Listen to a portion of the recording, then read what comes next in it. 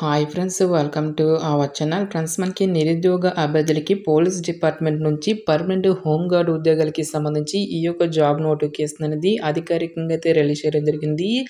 ఈ యొక్క పోస్ట్లకి సెలెక్ట్ అయినటువంటి క్యాండిడేట్స్కి మంత్లీ వచ్చేసరికి 21,000 వరకు కూడా శాలరీ అనేది రావడం జరుగుతుంది గైస్. ఓన్లీ ఇంటర్మీడియట్ అనేది మీరు కంప్లీట్ చేస్తే సరిపోతుంది. ఈ యొక్క జాబ్స్కి మనము అప్లై అనేది చేసుకోవచ్చు. ఎలాంటి ఎక్స్పీరియన్స్ అనేది కూడా ఉండాల్సినటువంటి అవసరం అయితే లేదు గైస్. నెక్స్ట్ మనకి ఎలాంటి రాత పరీక్షలు అంటూ కూడా మనకి ఏమి కూడా కండక్ట్ అయితే చేయరు. ఈ విధంగా ఈ యొక్క నోటిఫికేషన్కి సంబంధించి కంప్లీట్ డీటెయిల్స్ అన్నిటిని కూడా ఈ యొక్క వీడియోలో డిస్కస్ అయితే చేద్దాం. సో ఎవరు కూడా స్కిప్ అయితే చేయదు గైస్. ఫస్ట్ టైం మన ఛానల్ని విజిట్ చేస్తున్నట్లయితే కనుక సబ్స్క్రైబ్ అయితే చేసుకుని బెల్ ఐకాన్ కూడా యాక్టివేట్ చేసి పెట్టుకోండి. ఇంకా ఎవరైనా వీడియోని లైక్ చేయనట్లయితే కనుక డెఫినెట్గా వీడియోని లైక్ చేసేటువంటి ప్రయత్నం అయితే చేయండి guys. Okay, let's start the video.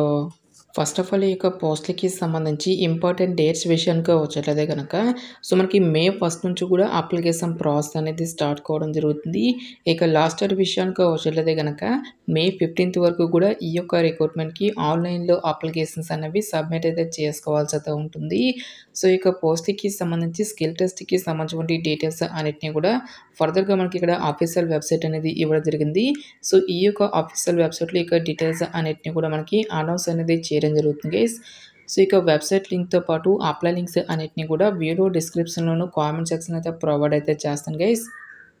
So పోస్టుల వారుగా వేకెన్సీస్కి సంబంధించిన డీటెయిల్స్ కనుక చూసుకున్నట్లయితే కనుక ఈ యొక్క నోటిఫికేషన్ ద్వారా మనకి క్రైమ్ ఇన్వెస్టిగేషన్ డిపార్ట్మెంట్లో ఖాళీగా ఉన్నటువంటి పర్మనెంట్ హోమ్ గార్డ్ ఉద్యోగాలకి సంబంధించి ఈ యొక్క జాబ్ నోటిఫికేషన్ అనేది రిలీజ్ చేయడం జరిగింది.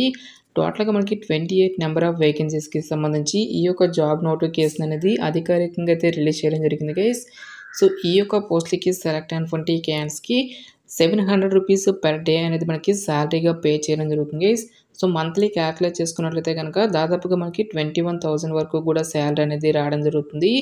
నెక్స్ట్ ఈ యొక్క పోస్ట్లకి సెలెక్ట్ అయినటువంటి క్యాండిడేట్స్కి జాబ్ పోస్టింగ్ అనేది ఎక్కడ ఉంటుంది అని చూసుకున్నట్లయితే కనుక టోటల్గా మనకి 8 డిఫరెంట్ టైప్స్ ఆఫ్ ప్లేసెస్లో ఈ యొక్క పోస్ట్లకి సంబంధించి జాబ్ పోస్టింగ్ అనేది ఇవ్వడం జరుగుతుంది.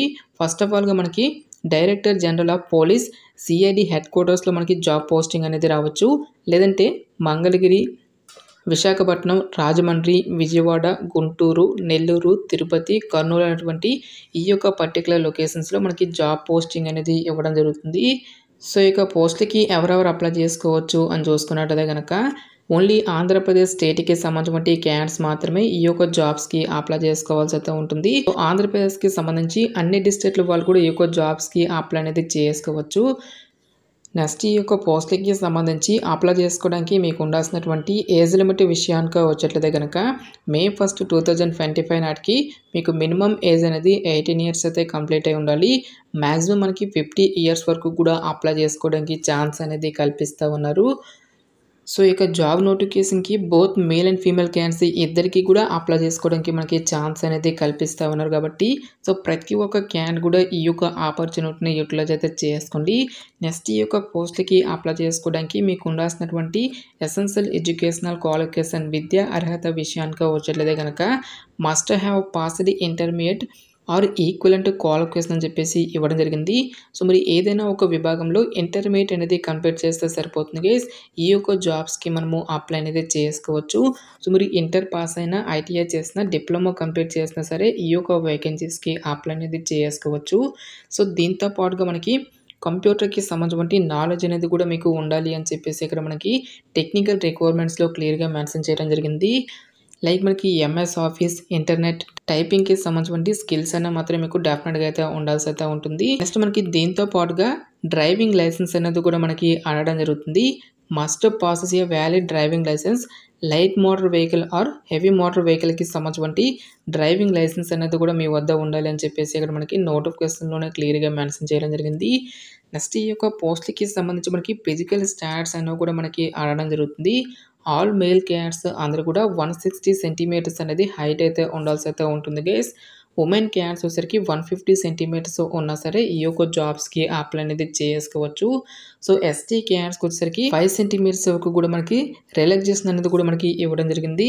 నెక్స్ట్ ఇక్కడ మనకి మెడికల్గా మీరు ఫిట్నెస్గా ఉండాలి అని చెప్పేసి కూడా మనకి ఇక్కడ రిక్రూట్మెంట్ నోటిఫికేషన్లో ఇవ్వడం జరిగింది. సో ప్రిఫర్డ్ క్వాలిఫికేషన్ కనుక చూసుకున్నట్లయితే కనుక ఎవరైతే బీసీఏ బీఎస్సీ కంప్యూటర్స్ కానీ, ఎంసీఏ, బీటెక్ కంప్యూటర్స్ కానీ, ఐటీకి రిలేటెడ్‌గా ఏదైనా క్వాలిఫికేషన్స్ అనేవి మీకు ఉన్నట్లయితే గనుక సో, మీకు ముందుగా ప్రిఫరెన్స్ అనేది ఇవ్వడం జరుగుతుంది. బట్ మినిమమ్ క్వాలిఫికేషన్ అనేది మాత్రం జస్ట్ మీరు ఇంటర్మీడియేట్ అనేది కంప్లీట్ చేస్తే సరిపోతుంది గైస్. ఈ యొక్క జాబ్స్‌కి అప్లై అనేది చేసుకోవచ్చు. అడిషనల్‌గా మీకు ఈ యొక్క క్వాలిఫికేషన్ అనేది ఉంటే గనుక ముందుగా మనకి ప్రిఫరెన్స్ అనేది ఇవ్వడం జరుగుతుంది. నెక్స్ట్ ఈ యొక్క పోస్ట్‌లకి సంబంధించి సెలక్షన్ ప్రాసెస్ అనేది ఏ విధంగా ఉంటుంది అని చూసుకున్నట్లయితే గనక సో, ఎటువంటి రిటన్ టెస్ట్‌లు అంటూ కూడా మనకి ఏమి కూడా కండక్ట్ అయితే చేయరు గైస్. ఎవరైతే ఇక రిక్రూట్మెంట్‌కి ఆఫ్‌లైన్‌లో అప్లికేషన్స్ అనేవి సబ్మిట్ చేసినటువంటి క్యాండిడేట్స్ నుంచి అప్లికేషన్స్ అన్నిటిని కూడా స్క్రూటినైజ్ చేసి అప్లికేషన్స్‌ని మనకి షార్ట్ లిస్ట్ అనేది చేయడం జరుగుతుంది. ఎవరైతే ఇక షార్ట్ లిస్ట్ అయినటువంటి క్యాండిడేట్స్‌కి ఫస్ట్ ఆఫ్ ఆల్‌గా మనకి సర్టిఫికేట్ వెరిఫికేషన్ అనేది కంప్లీట్ అయితే చేసి నెక్స్ట్ మనకి ఫిజికల్ మెజర్‌మెంట్ టెస్ట్ అనేది కూడా కండక్ట్ చేయడం జరుగుతుంది. ఎవరైతే ఇక ఫిజికల్ మెజర్‌మెంట్ టెస్ట్‌ని కూడా క్లియర్ చేసినటువంటి క్యాండిడేట్స్‌కి ఫర్దర్‌గా మనకి స్కిల్ టెస్ట్ అనేది కూడా కండక్ట్ చేయడం జరుగుతుంది గైస్. సో, దీంతో పాటుగా మనకి ప్రాక్టికల్ డ్రైవింగ్ టెస్ట్ అనేది కూడా మనకి కండక్ట్ చేయడం జరుగుతుంది గైస్. సో, ఈ విధంగా మనకి ఈ యొక్క పోస్ట్‌లకి సంబంధించి సెలక్షన్ అనేది కంప్లీట్ అయితే చేయడం జరుగుతుంది. నెక్స్ట్ ఈ యొక్క పోస్ట్‌లకి సంబంధించి అప్లికేషన్ ప్రాసెస్ విషయానికి వచ్చేట్లయితే గనుక ఓన్లీ ఆఫ్‌లైన్‌లోనే అప్లై చేసుకోవాల్సి అయితే ఉంటుంది. సో, ఇక అప్లికేషన్ ఫామ్ లింక్ అనేది డైరెక్ట్‌గా వీడియో డిస్క్రిప్షన్‌లోను కామెంట్ సెక్షన్‌లో అయితే ప్రొవైడ్ అయితే చేస్తాను గైస్.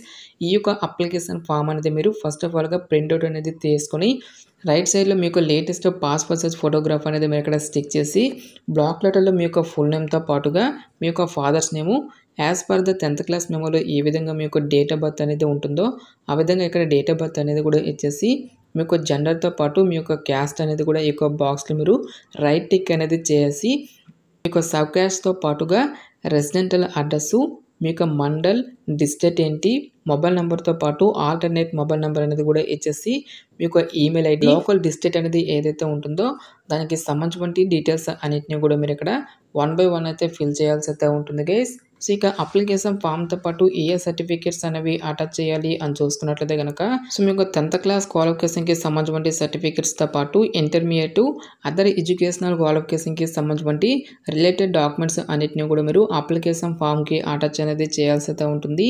నెక్స్ట్ మీ యొక్క రెసిడెన్షియల్ సర్టిఫికేట్‌తో పాటుగా క్యాస్ట్ సర్టిఫికేటు, డ్రైవింగ్ లైసెన్స్‌తో పాటుగా కంప్యూటర్‌కి సంబంధించినటువంటి ఏదైనా సర్టిఫికేట్ అనేది ఉంటే గనక దానికి సంబంధించినటువంటి సర్టిఫికేట్ అనేది కూడా మీరు అటాచ్ అనేది చేయాల్సి అయితే ఉంటుంది.